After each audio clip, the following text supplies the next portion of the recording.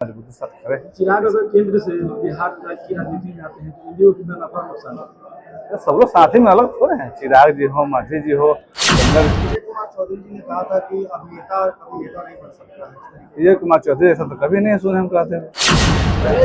अभिनेता के मतलब उन्हीं को बोले, उनका नाम लेकर तो नहीं बोले होंगे। चुनाव आयोग पर पूरी तरीके से शिकंजा कसा और जब बाबा साहब चुनाव लड़े तो उनके 74,333 मतों को 74,333 मतों को हमें घोषित कर दिया गया और बाबा साहब को चुनाव हरा दिया गया। आप कल्पना करिए 14,000 से बाबा साहब को 74,333 मतों को हमें इसे घोषित किया गया। उन्होंने सारी चीजों पर शिकंजा कस लिया और देखते देखते संविधान का गला घोट दिया। और मेरे मित्रों, मेरा संविधान तो 395 अनुच्छेद का था, लेकिन देखते देखते उस संविधान की धज्जियां कैसे उड़ाई। एक दिन में 17 फरवरी 1980 को वो एक साथ इंदिरा गांधी ने 7 सरकारों को बर्खास्त कर दिया। 1992 में राम जन्मभूमि का जब मुद्दा आया तो 4 सरकारों को बर्खास्त कर दिया। 88 बार धारा 356 का दुरुपयोग किया गया और राष्ट्रपति शासन लगा करके सरकारों को भंग किया गया और उस पर अपना कब्जा कर लिया गया।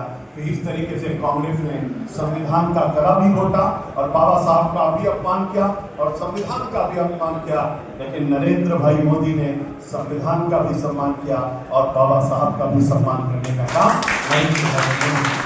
अटल जी के समर्थन से 1990 में बाबा साहब को भारत रत्न मिला।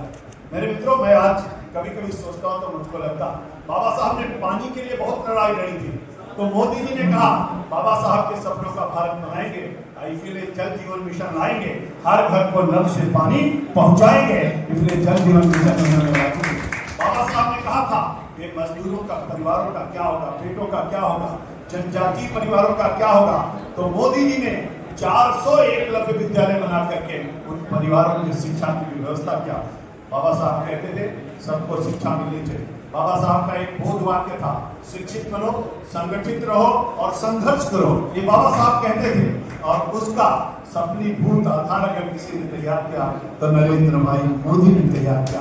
बाबा साहब एक और वाक्य कहते थे, वो कहते थे समानता, स्वतंत्रता और बंधुत्व, ये 3 शब्द को प्रयोग करते थे, समानता, स्वतंत्रता और बंधुत्व। और इसलिए मोदी जी ने कहा सबका साथ, सबका विकास, सबका विश्वास और सबका प्रयास। बाबा साहब के आधार पर उन्होंने बोला। बाबा साहब ने कहा जब तक सबकी बराबरी नहीं होगी तब तक भारत आगे नहीं बढ़ सकता। इसलिए मोदी जी ने कहा कि सबके लिए पक्का मकान होना चाहिए। 5 करोड़ लोगों को पक्का मकान बना करके दिया। इसलिए मोदी जी ने कहा हर घर में शौचालय होना चाहिए, 12.5 करोड़ शौचालय बना के दिया। इसलिए मोदी जी ने कहा हर घर को हमको पीने का पानी मिलना चाहिए। इसलिए मोदी जी ने कहा, उस समय बाबा साहब कहते थे गरीब आदमी बीमारी से मर जाता है, उसके इलाज की कोई व्यवस्था नहीं है, लेकिन बाबा साहब के सपनों का भारत बनाने के लिए नरेंद्र भाई मोदी ने 1 नेशन 1 हेल्थ और जीवन बीमा लागू किया। आयुष्मान भारत के तहत आज पूरे भारत के लोगों को 5 लाख रुपए का मुफ्त इलाज की व्यवस्था हुई। मोदी जी ने किसानों की व्यवस्था किया, सबकी चिंता किया। यानी बाबा साहब के सपनों का भारत अगर कोई बना रहा है तो नरेंद्र भाई मोदी हमारे भारत के प्रधानमंत्री जी बना रहे। मेरे मित्रों, पहले पार्लियामेंट के अंदर बाबा साहब का चित्र नहीं था। उस चित्र को आदरणीय अटल जी के प्रयासों से पहला उनका तैलीय चित्र लगा था।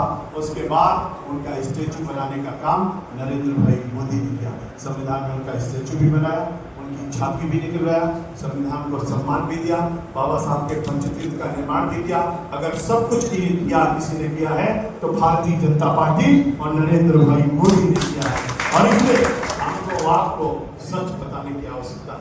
राहुल गांधी दुनिया के सबसे बड़े झूठे आदमी हैं। अगर गोल्ड मेडल कंपटीशन हो जाए कि दुनिया का कौन सा आदमी सबसे बड़ा झूठ बोलता है तो आपको पता चलेगा इंडी गठबंधन के लोग और राहुल गांधी का उसमें नाम आएगा और कांग्रेस पार्टी उसमें नंबर 1 पर खड़ी होगी, जिन्होंने बाबा साहब का अपमान किया, संविधान का अपमान किया, संविधान का गला घोटा और संविधान में जितने संशोधन किए इमरजेंसी लगाने से लेकर के 352 का दुरुपयोग, 356 का दुरुपयोग और सभी धाराओं का दुरुपयोग करने का काम किया और संविधान में संशोधन करके धारा 31 भी जोड़ा, उसके धारा के तहत कहा किसी के ऊपर भी राष्ट्रद्रोह का मुकदमा लगा सकते हैं। इसलिए इमरजेंसी में लाखों लोगों को जेल में डाल दिया, उनके नाखून उखाड़ लिए, बर्फ की सिल्ली पर लटा करके मारा, 19 महीने तक लोग जेल में रहे।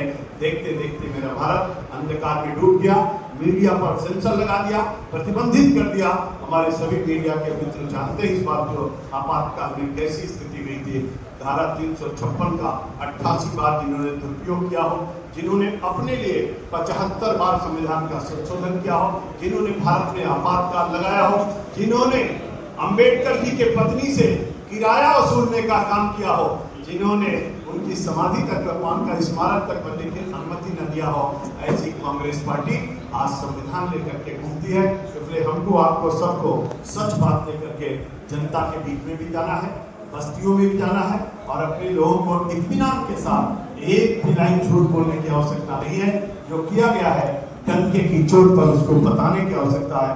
आपको पता चलेगा कि भारतीय जनता पार्टी, नरेंद्र भाई मोदी और हमारे प्रधानमंत्री पहले रहे अटल बिहारी वाजपेयी ने भारत के संविधान को लेकर के, सर्व शिक्षा अभियान को लेकर के, गरीबों के उत्थान को लेकर के, जन कल्याण की योजनाओं को लेकर के और संविधान के सम्मान को लेकर के जितना काम किया है, आज तक किसी ने कोई काम नहीं किया है मित्रों।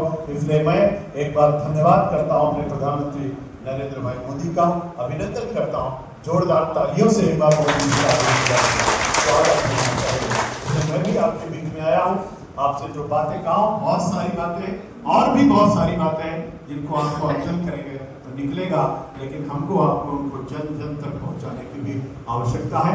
इसलिए आप सबको प्रणाम करता हूँ। एक बार फिर से जयकार बोले, बोले भारत माता की, भारत माता की। बहुत बहुत धन्यवाद, नमस्कार, धन्यवाद।